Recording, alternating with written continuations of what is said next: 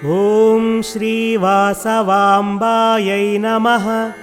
ॐ श्रीकन्यकायै नमः।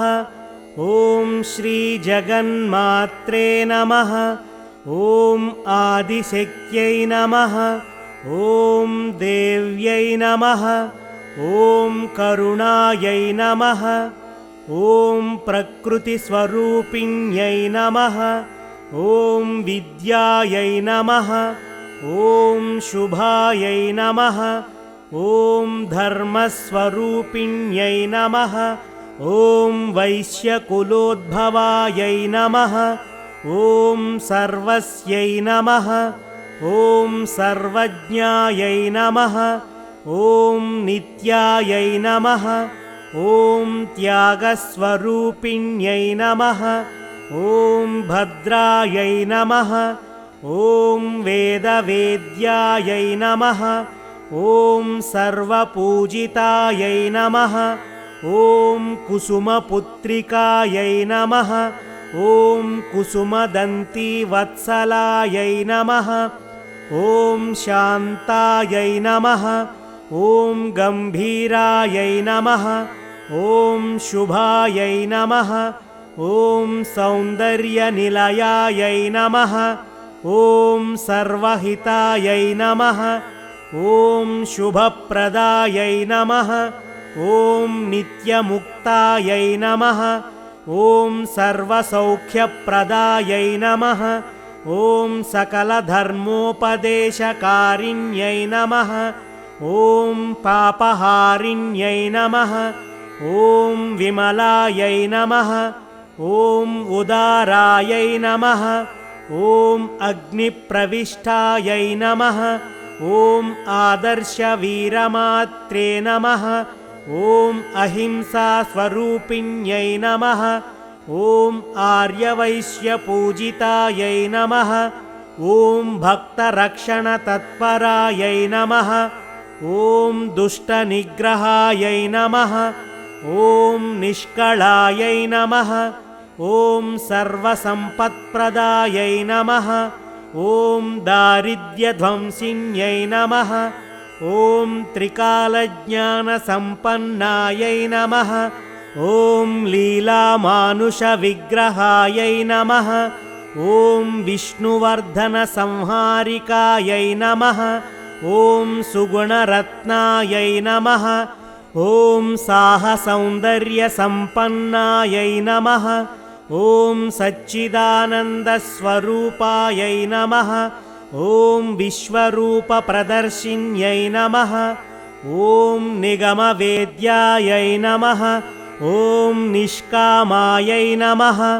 ॐ सर्वसौभाग्यदायिन्यै नमः। ॐ धर्मसंस्थापनायै नमः। ॐ नित्यसेवितायै नमः। ॐ नित्यमङ्गलायै नमः। ॐ नित्यवैभवायै नमः। ॐ सर्वोपाधिविनिर्मुक्तायै नमः। ॐ राजराजेश्वर्यै नमः। ॐ उमायै नमः।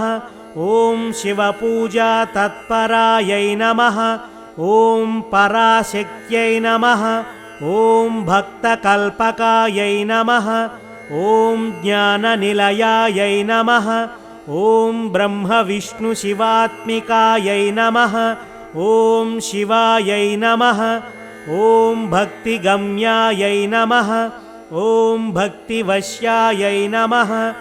ॐ नादबिन्दुकलातीतायै नमः। ॐ सर्वोपद्रववारिण्यै नमः। ॐ सर्वस्वरूपायै नमः। ॐ सर्वशक्तिमयै नमः। ॐ महाबुद्ध्यै नमः। ॐ महासिद्ध्यै नमः। ॐ सद्गतिदायिन्यै नमः। ॐ अमृतायै नमः। ॐ अनुग्रहप्रदायै नमः। ॐ आर्यायै नमः। ॐ वसुप्रदायै नमः। ॐ कलावत्यै नमः। ॐ कीर्तिवर्धिन्यै नमः। ॐ कीर्तितगुणायै नमः। ॐ चिदानन्दायै नमः।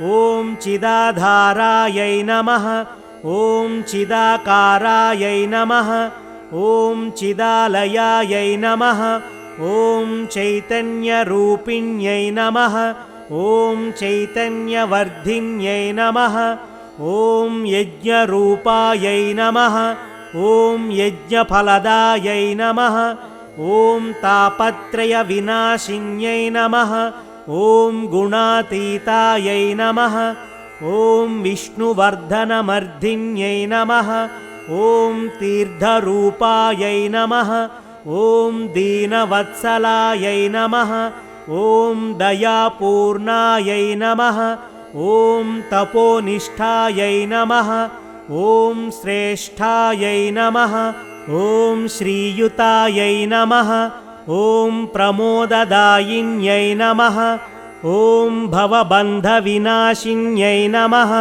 ॐ भगवत्यै नमः ॐ इहपरसौख्यदायै नमः ॐ आश्रितवत्सलायै नमः ॐ महाव्रतायै नमः ॐ मनोरमायै नमः ॐ सकलाभीष्टप्रदायै नमः ॐ नित्यमङ्गलरूपिण्यै नमः ॐ नित्योत्सवायै नमः ॐ श्रीकन्यकापरमेश्वर्यै नमः।